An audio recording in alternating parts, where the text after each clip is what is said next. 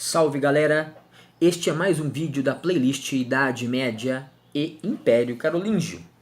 O ano é 814, Carlos Magno falece. Esse marco inicial vai iniciar uma nova etapa na Europa, a etapa chamada feudalismo.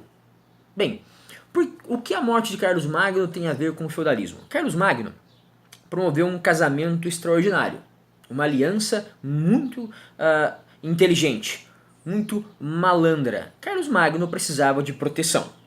Carlos Magno tinha um território imenso. Então ele pensou que, para que os nobres me protejam, eu vou dar a eles terras. Então Carlos Magno reuniu a galera toda e falou: ó, você, Joãozinho, você vai ficar com esse lote de terra lá na fronteira, você vai ser um marquês, vai assumir uma marca.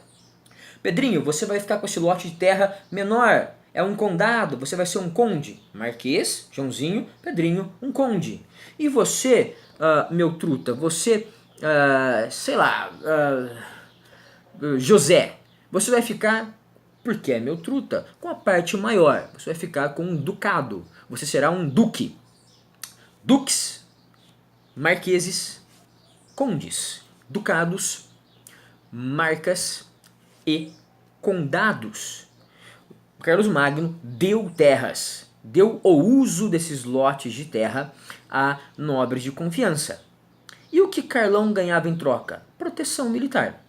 Se Carlão dava terra, se Carlão dava o direito a esses nobres de cobrarem impostos, multas em suas terras, se Carlão dava a esses nobres o status de comandantes locais, de caras que faziam a lei do Carlos serem respeitadas ali naquelas localidades, Carlão receberia em troca fidelidade militar. Qualquer guerra que Carlão resolvesse travar com quem quer que seja, esses caras iriam ajudar Carlão.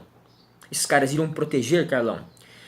Afinal de contas, vamos perceber o seguinte: se cada conde, duque e marquês protegesse o seu pedacinho de terra à volta de Carlão, Carlão naturalmente já estaria protegido. Mas isso exigia autoridade, Carlão era respeitado como uma autoridade e em 814 essa autoridade morre, desaparece. Luís o Piedoso, apelido, nome, alcunha essa, que designava sua grande religiosidade, o cara era muito religioso. Luís o Piedoso foi um governante fraco. Governou entre 814 e 840, durante 26 anos. 26 anos de um governo fraco que deram mais força aos senhores feudais, aos futuros senhores feudais, aos condes, duques e marqueses. Em 840, Luís o Piedoso falece.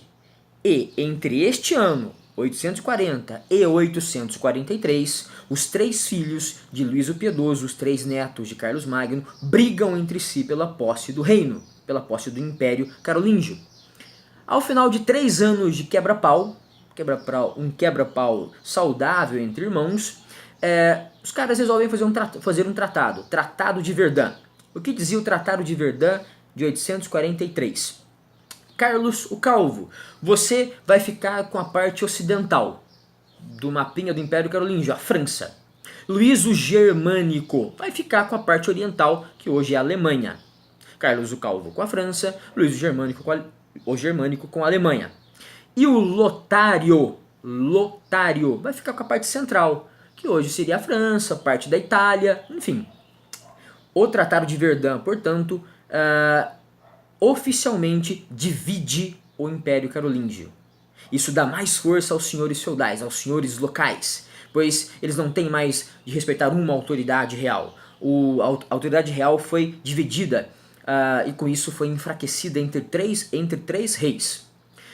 O Tratado de Verdun, além de enfraquecer o poder do rei carolíngio, também criou praticamente o mapa da Europa Central de hoje, com esses 3 países principais: Itália, França e Alemanha. Senhores feudais com mais poder, vêm as invasões bárbaras, uma segunda grande onda de invasões bárbaras. Vikings pelos rios ao norte, muçulmanos pelo sul e pelo leste, Pelo lado oriental vem os eslavos. Esses bárbaros colocam mais medo naqueles 3 reis que dividiram o império de Luís Piedoso e Carlos Magno. E esses reis vão perceber o seguinte: é bom dar mais poder aos senhores feudais, porque se os senhores feudais se protegerem, eles protegem os frágeis reis. Portanto, o Tratado de Verdun, as invasões bárbaras, esse contexto político todo, fez os reis carolíngios se enfraquecerem e com isso os senhores feudais ganharem poder. Inclusive, a posse da terra passou a ser hereditária nesse contexto. Tá? Então o senhor feudal passava o seu feudo ao seu filho e fazia desse feudo o que bem entendesse.